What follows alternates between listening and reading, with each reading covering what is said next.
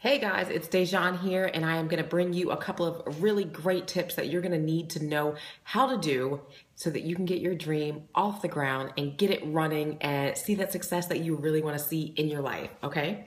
So writing down your goals is ultra important, okay? Somebody once said that a dream that's not written down is simply a wish. And that's exactly what it is if you just can't go back to it and reference it in like hardcore terms. So writing down your goals is key.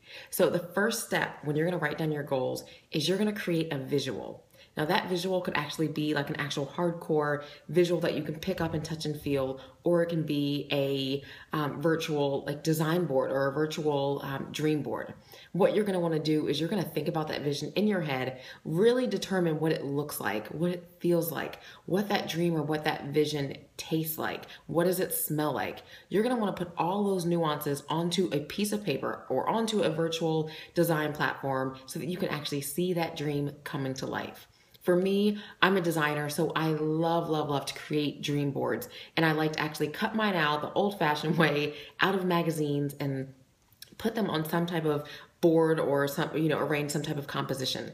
So if you're dreaming for, that new beach house, or you're dreaming for a life full of time freedom, cut out all of the different ideas and pictures that mean time freedom to you. So are those vacation photos? Is it pictures of parents with their kids?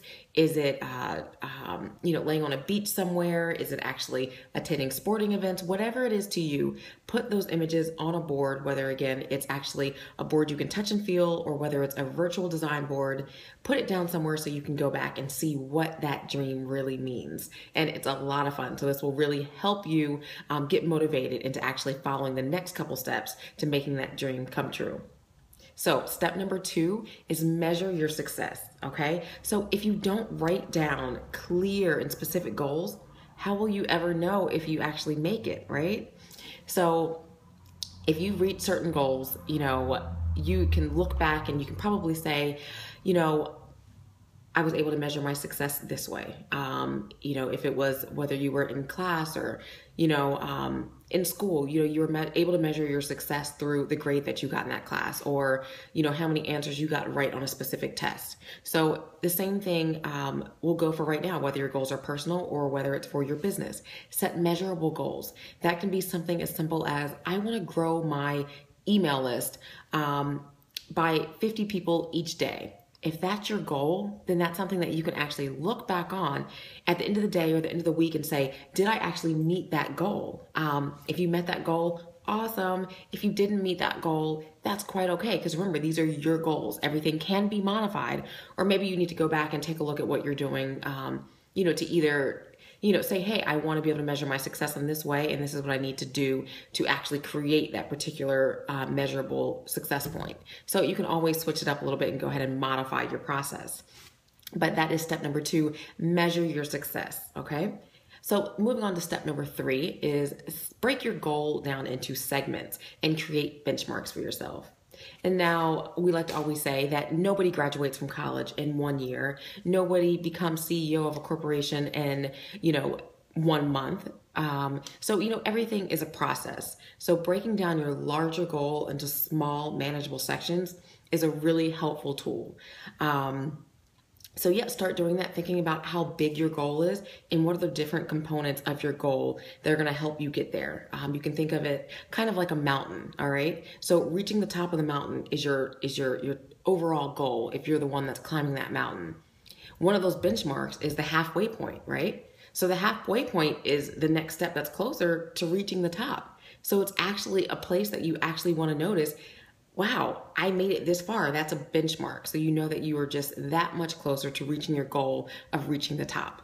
So think about what your business is to you. If you have business goals that you want to set out, think about it. If it's, weight loss goals or any other type of goal that you're setting, break it down into small measurable steps and create benchmarks for yourself. Now, the last step is something that I know that we all do probably fabulously, and we don't need any help, but I do want to remind you about something. It is so important to celebrate your milestones and celebrate your success. When you reach a goal or when you reach one of those benchmarks, reward yourself. And rewarding yourself is different to each person. Sometimes, you just need to take a quiet time out and say, hey, I did that. I stayed at the course and I realized that particular goal, or I met, 5 of these particular benchmarks, pat on the back to myself. For other people, it may be going out and buying new clothes, or, taking yourself on a small shopping trip or something that's going to say, hey, I deserve this because I've, stuck it out and I've reached my goals. So you deserve that. You do a lot of hard work. So please go ahead and reward yourself. My only tip is, don't reward yourself too big every single night. Every morning you got to wake up, get back at it, and make sure that you're reaching those goals. But if you party every single night, all night, you might feel less than enthusiastic about waking up and starting that day all over again and hitting all of those benchmarks that you need to hit. So just to recap really quick, 4 steps to writing down your goals and staying on track is the 1. Create a visual. You got to be able to see your dream to be able to stay focused and keep on track. And it'll help get you motivated again. So the next thing is measure your success. Pick different things or different steps that are going to help you be able to measure your progress. So again, if you're doing something like driving traffic to a new website and you say you want to create 50 clicks a day, you can actually go back into one of your tracking systems and say, hey, did I actually reach 50 clicks a day? If not, then go back and modify your process and figure out how do you meet that goal. And if you did, do it, then hey, kudos to you. You were able to reach your goal and you were actually able to measure your success. Step number 3 is segment and benchmarks. Break your large goal into small sections so that you can actually do it and it can actually be something that you feel like you can accomplish. And then the next thing is benchmarks again. It's like climbing that mountain, figure out what your different benchmarks are.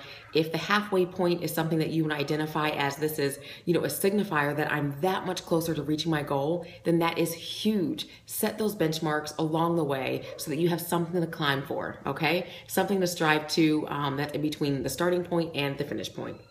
And then the last step is celebrate.